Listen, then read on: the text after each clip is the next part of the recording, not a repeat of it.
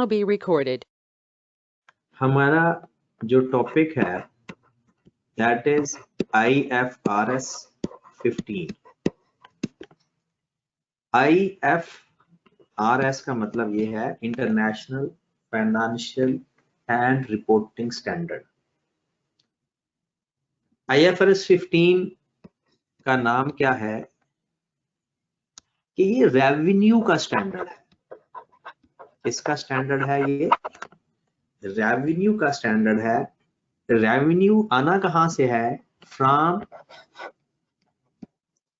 Contract with customer.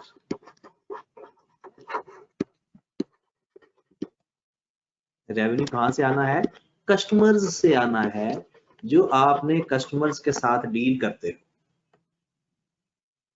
Right. यानी अगर इसको आपने अलग अलग पढ़ना है, ये रेवेन्यू एक है और ये रेवेन्यू आता कहां से? Contract with customer. Main customer की जगह ये हाईलाइट कर लें आप कि कस्टमर से हमें जो रेवेन्यू आता है, हाउ टू डील। जैसे आपको पता होगा कि हम जब IAS 16 पढ़ा, वो था प्रॉपर्टी प्लांट एंड इक्विपमेंट का, तो उसमें पूरे स्टैंडर्ड में हम यही देखते हैं कि प्रॉपर्टी प्लांट एंड इक्विपमेंट की ऑल टाइप्स ऑफ ट्रांजैक्शन में डील कैसे किया जाता है। फिर हमने पढ़ा IAS 40 इन्वेस्टमेंट प्रॉपर्टी खरीदते हैं, बेचते हैं, तो उसकी क्या ट्रांजैक्शंस होती हैं, हमने उसको सीखा। हर स्टैंडर्ड जो जिस नाम से होता है, हम उसकी पूरी डिटेल उस स्टैंडर्ड में डिस्कस करते हैं।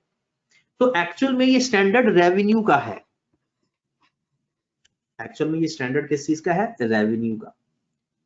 अब मैं थोड़ा सा रेवेन्यू को भी डिस्कस करता हूं, और पहले मैं ये बता दूं कि पहले एक स्टैंडर्ड होता था IAS 18, रेवेन्यू रिकग्निशन इसका नाम होता था, रेवेन्यू रिकग्निशन। और एक स्टैंडर्ड था IAS 11, इसका नाम था कंस्ट्रक्शन कॉन्ट्रैक्ट।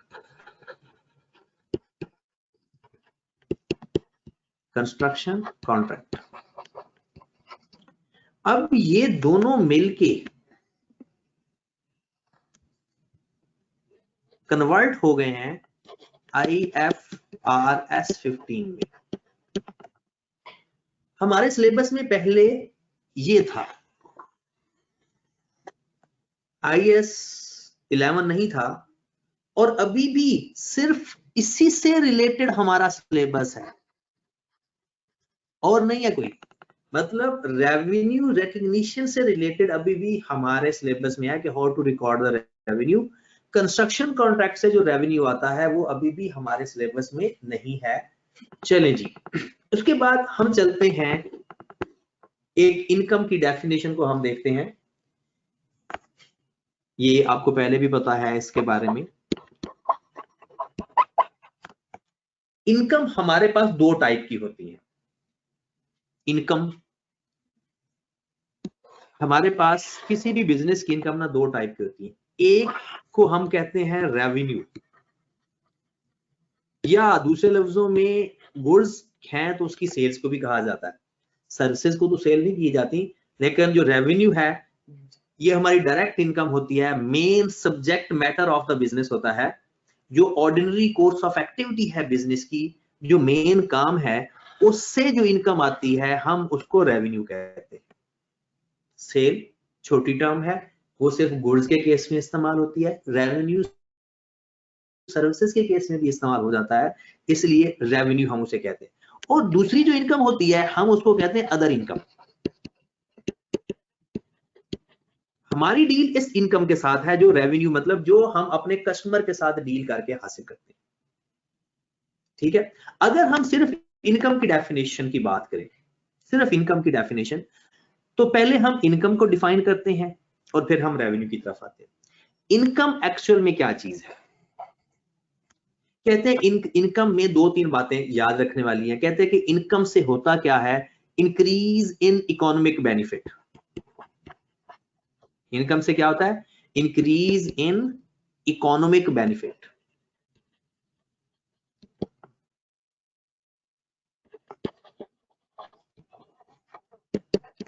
इनकम क्या चीज है? Increase in economic benefit.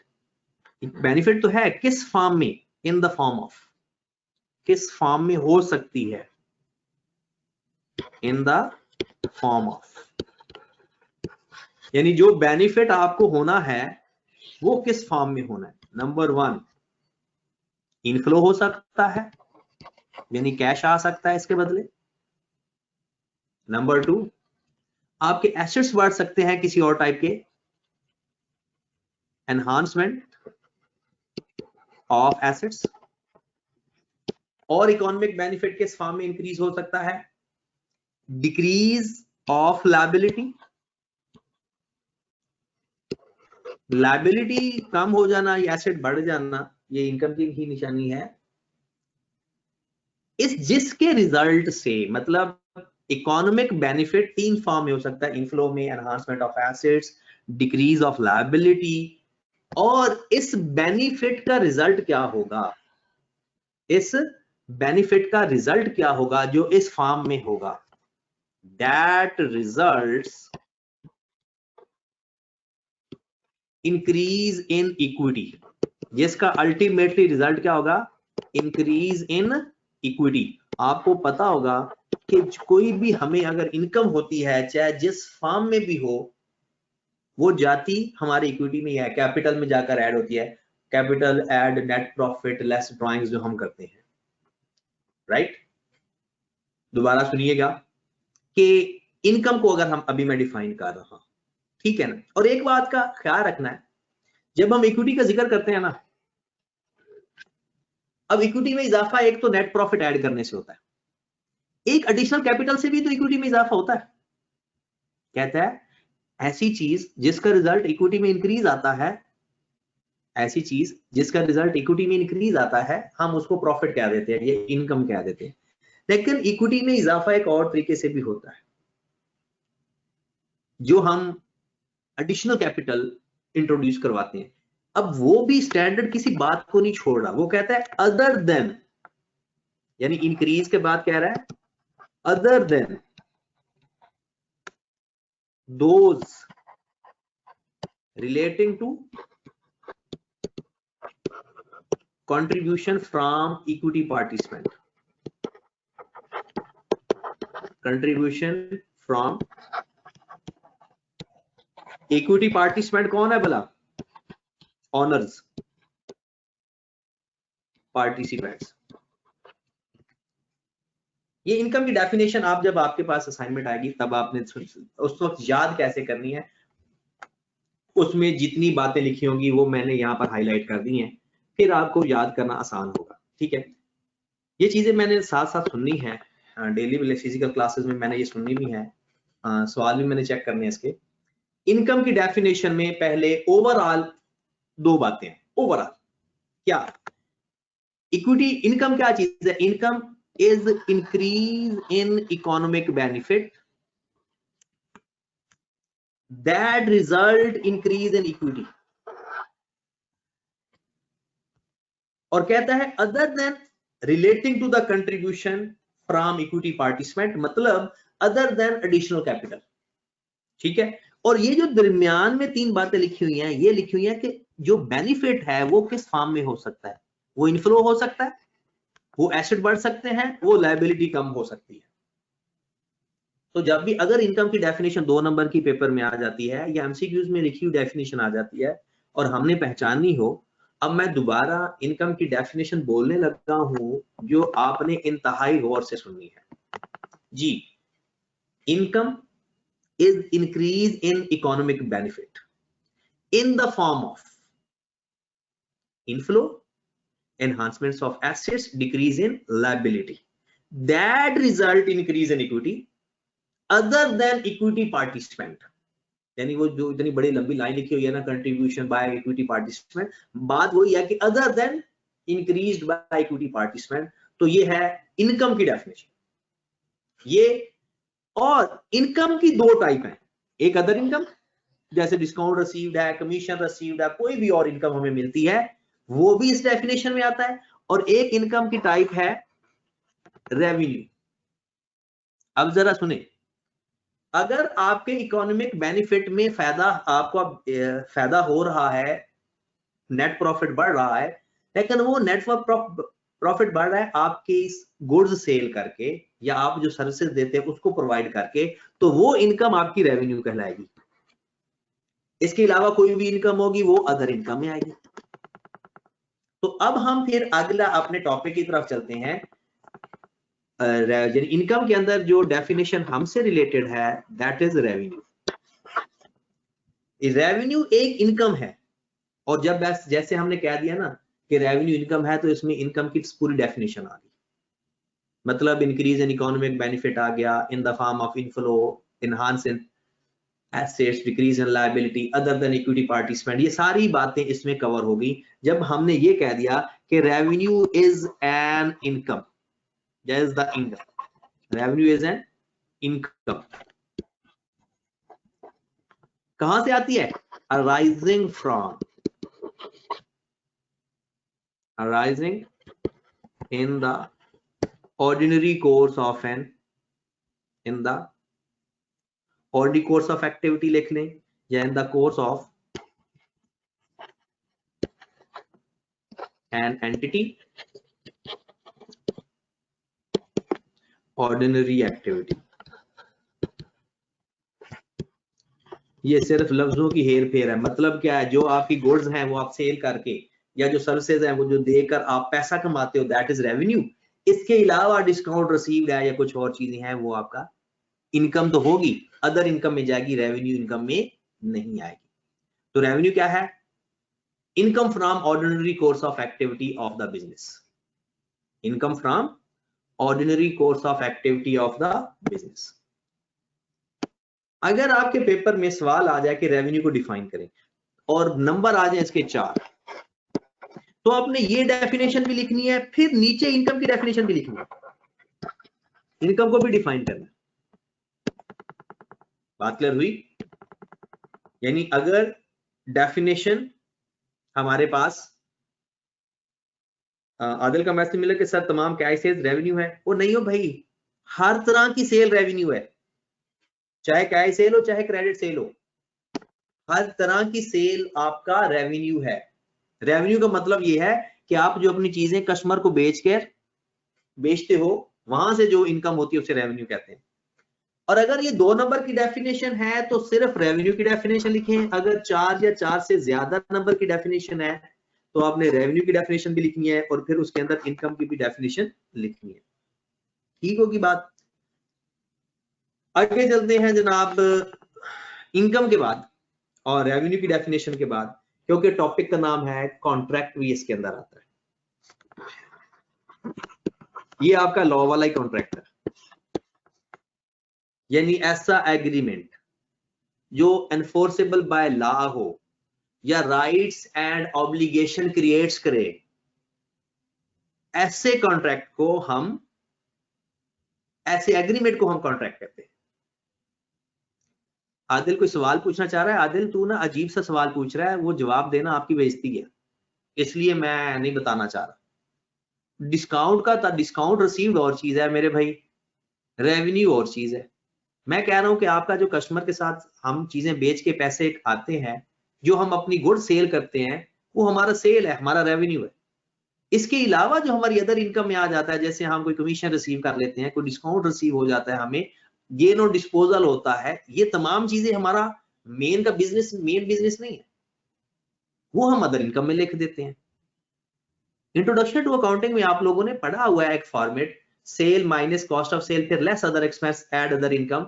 जो ऊपर सेल है वो हमारा मेन रेवेन्यू है, जो अदर इनकम है वो हमारा मेन रेवेन्यू नहीं होता, लेकिन इनकम की डेफिनेशन में आता है। जी मेरे भाई, कॉन्ट्रैक्ट पे आ जाए। जी, कॉन्ट्रैक्ट की क्या होता है? कुछ लोग अभी ज्वाइन कर रहे हैं और कह रहे हैं कि सर वो थोड़ा सा पिछला भी दिखा दें। ये सिर्फ डेफिनेशन है कि सिर्फ डेफिनेशन है। मैंने इनकम की ये डेफिनेशन लिखवाई है, ये वाली इनकम की डेफिनेशन है कि इनकम क्या की चीज है, ठीक है। और फिर मैंने इनकम की डेफिनेशन के बाद ये रेवेन्यू की डेफिनेशन लिखवाई है, ठीक है। और ये मैं थोड़ी सी डिटेल कल भी आपको लोगों को बता दूंगा। फिर आ जाओ कॉन्ट्रैक्ट के ऊपर। कॉन्ट्रैक्ट क्या है? कॉन्ट्रैक्ट एक एग्रीमेंट है, ये आपने सबने लॉ में पढ़ा हुआ है कि ऐसा एग्रीमेंट जो एनफोर्सेबल बाय लॉ हो या राइट्स एंड ऑब्लिगेशन क्रिएट हो, उस कॉन्ट्रैक्ट, उस एग्रीमेंट को हम कॉन्ट्रैक्ट कहते हैं। लेकिन ऐसा एग्रीमेंट जिसमें कोई लीगल ऑब्लिगेशन क्रिएट ना हो, हम उसको कॉन्ट्रैक्ट नहीं कहते।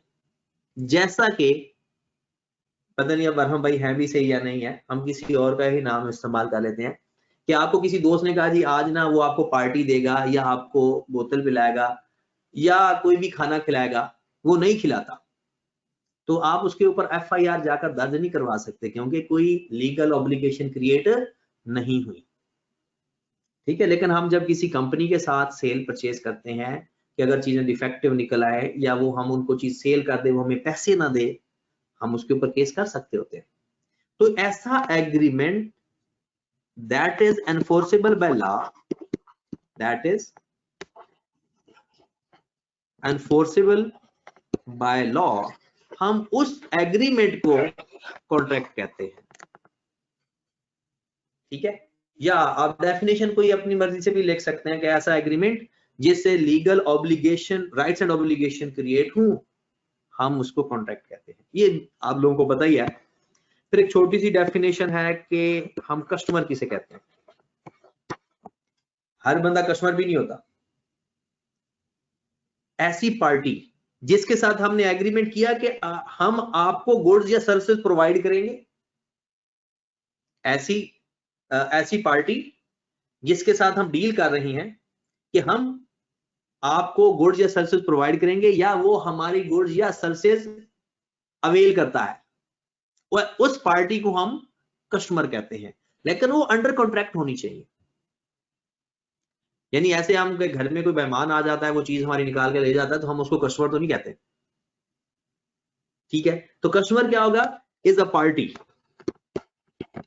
वो बंदा, वो पार्टी दैट हैज कॉन्ट्रैक्टेड, यानी जिसके साथ हम कॉन्ट्रैक्ट कर रहे हैं, that has contracted to obtain goods or services, goods or services that is entity ordinary activity, ordinary activity मतलब क्या है इसका? मतलब जो आपकी एक्टिविटी है, अगर उस एक्टिविटी को ऑब्टेन कर ले कोई पार्टी अंडर कॉन्ट्रैक्ट, उसको कस्टमर कहा जाता है। ऐसा बंदा जिसके साथ हम कॉन्ट्रैक्ट करें कि वो हमारी गुड्स या सर्विसेज हासिल कर रहा है अंडर कंसीडरेशन, तो हम ऐसी पार्टी को कस्टमर कहते हैं। अब हमने डेफिनेशन टोटल 4 पढ़ ली है, बेसिक डेफिनेशन है। इसमें अगर पेपर पॉइंट ऑफ व्यू से कोई इंपॉर्टेंट डेफिनेशन है तो इनकम और रेवेन्यू की है। कॉन्ट्रैक्ट या कस्टमर की डेफिनेशन इतनी रेलिवेंट नहीं है। तो इनकम क्या होता है कि जिससे इकोनॉमिक बेनिफिट इंक्रीज हो रहा था एंटिटी का ड्यूरिंग द ईयर, और किस फॉर्म में हो रहा होता है? इनफ्लो की फॉर्म में हो रहा होता है। दूसरा किस फॉर्म में हो रहा है? Enhancements of assets, decrease in liability, that result increase in equity, जिससे इक्विटी बढ़ जाती है। Other then party equity participants, कि इक्विटी पार्टिसिपेंट जो कंट्रीब्यूट करते हैं उसके अलावा जो इक्विटी में इजाफा होता है, दैट इज इनकम। रेवेन्यू के बारे में क्या था कि रेवेन्यू एक इनकम है जो कि बिजनेस की ऑर्डिनरी एक्टिविटी से क्रिएट होती है, एक्टिविटी से अराइज होती है, राइट। और फिर कस्टमर क्या है? Customer is a party, customer वो बंदा है जिसके साथ कॉन्ट्रैक्ट किया जाता है और वो हमारी चीजें या हमारी सर्विसेज ऑब्टेन करता है।